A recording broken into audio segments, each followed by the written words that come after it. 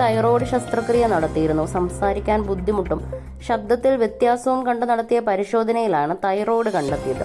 എന്നാൽ ഇപ്പോൾ ശബ്ദം പൂർണ്ണമായും നഷ്ടപ്പെട്ടെന്നാണ് സൗഭാഗ്യ പറയുന്നത്. അമ്മയുടെ രോഗത്തെക്കുറിച്ച് വിശദമായ വീഡിയോ ആണ് സൗഭാഗ്യ പങ്കുവച്ചത്.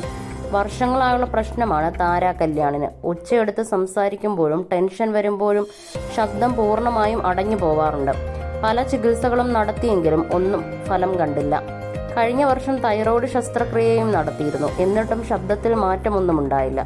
എന്നാൽ ഇപ്പോൾ താരയുടെ യഥാർത്ഥ രോഗം എന്തെന്ന് കണ്ടുപിടിച്ചു എന്നാണ് സൗഭാഗ്യ അറിയിച്ചത്.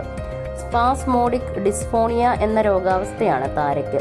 തലച്ചോറിൽ നിന്നും വോക്കൽ കോഡിലേക്ക് നൽകുന്ന നിർദ്ദേശം അബ്നോർമൽ ആവുമ്പോൾ സംഭവിക്കുന്ന അവസ്ഥയാണിത്.